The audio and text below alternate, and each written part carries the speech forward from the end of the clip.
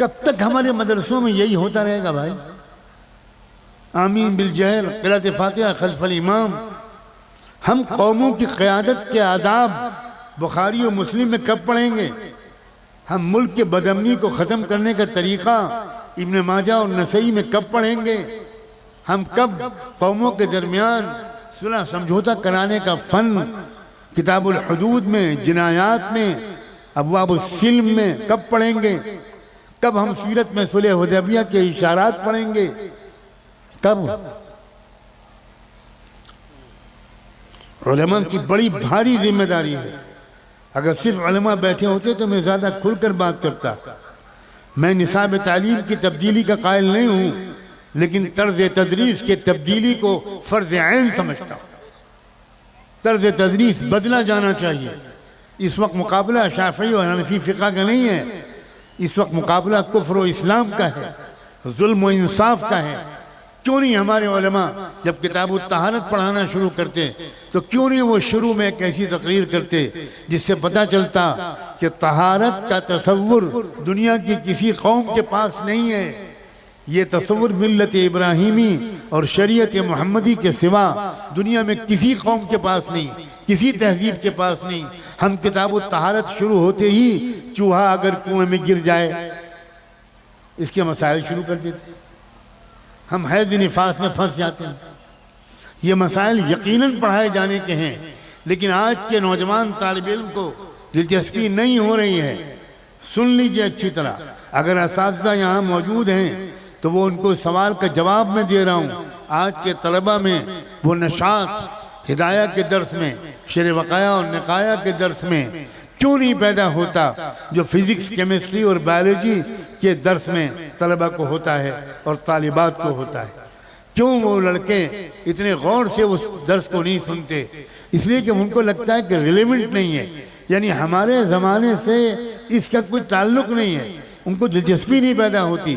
لیکن جب آپ کتاب الطہارت پڑھاتے وقت، آپ کتاب البیوع پڑھاتے وقت جب آپ بتائیں گے اسلامک فائنینس ٹرانزیکشنز کیسے ہوتے ہیں، اسلام میں خرید و فروخت کیسے ہوتی ہے، اسلام میں کرایہ داری کے کیا احکام ہیں، اسلام میں بیع سلم کا کیا مسئلہ ہے، اسلام میں انشورنس کے احکام کیا ہیں اور کیوں ہیں، اب پڑھو کتاب البیوع تو کسی طالب علم کو نیند نہیں آ سکتی. کسی طالب علم کی آنکھیں بھی نہیں جھپکیں گی اور پوری بیداری اور شوق کے ساتھ وہ کتاب البیوع پڑھے گا، اس لیے کہ وہ سمجھے گا کہ میں کتاب البیوع پڑھ کر اپنے زمانے کے بازار کو کنٹرول کروں گا، اپنے زمانے کے معاشی نظام کی میں رہنمائی کروں گا. آج تو اس طالب علم کا حال یہ ہے، اسے اپنے مستقبل کے بارے میں شبہ ہے، میں پڑھنے کے بعد کروں گا کیا؟ وہی 2 رکعت کی امامت، اس میں کیا کام چلے گا؟ یہ قصور ہے ہمارے طرز تدریس کا. ورنہ یہی نصاب، یہی فقہ اور حدیث کی کتابیں، یہی کتاب اللہ پوری دنیا کی قیادت کی ہمارے اندر صلاحیت پیدا کرتی ہیں. مگر ہم ہیں کہ ہم نے ان تمام چیزوں سے وہ فائدہ لینا چھوڑ دیا. اور اس کی کیا وجہ ہے؟ اس کی بھی وجہ وہ یہ کہ علماء کے اندر یہ فکر نہیں پیدا ہوتی کہ بھائی اس زمانے میں ہم کہاں جائیں، کس کے ذریعے قرآن کو ایک رہنمائی کی زندہ کتاب کی حیثیت سے سمجھیں. کیونکہ عام مسلمانوں کا تو شکوہ ہی کیا، وہ تو قرآن ٹھیک سے پڑھ بھی نہیں سکتے. علماء بھی قرآن مجید کو زندہ رہنمائی کی کتاب کی حیثیت سے سمجھتے ہیں. مجھے اس میں شک ہے. کیا خیال ہے؟ ہم جو قرآن پڑھتے ہیں مدرسے میں، ہمیں بتایا جاتا ہے کہ یہ آیت یہودیوں کے بارے میں آئی، یہ عیسائیوں کے بارے میں آئی، یہ مشرکین کے بارے میں آئی، یہ منافقین کے بارے میں آئی، یہ مہاجرین کے بارے میں آئی، یہ انصار کے بارے میں آئی، یہ خیبر میں آئی، یہ تبوک میں آئی، یہ بدر میں آئی، یہ احد میں آئی. پھر ہم پوچھتے ہیں اپنے استاد سے ہمارے لیے قرآن میں کیا ہے، تو ہمیں جواب ملتا ہے کلو واشربو.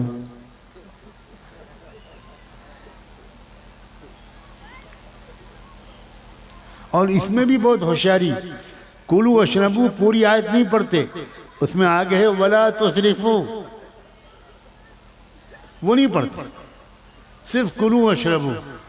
جیسے ہمارے لوگ مکان بناتے ہیں تو اس مکان میں لکھواتے ہیں ھذا من فضل ربی، یہاں بھی ڈنڈی مارتے ہیں، پوری آیت نہیں لکھواتے، اس میں آیت پوری ہے ھذا من فضل ربی لیبلونی اشکر ام اکفر، یہ میرے رب کا احسان ہے مجھ پر، اور وہ اس لیے ہے کہ میرا امتحان لینا چاہتا ہے، میں اس کا شکر گزار بندہ بنوں گا یا ناشکرہ بنوں گا، یہ کوئی نہیں لکھتا۔ آیت کا آخری حصہ ہم نے آج تک لکھا وہ نہیں دیکھا۔ کار پر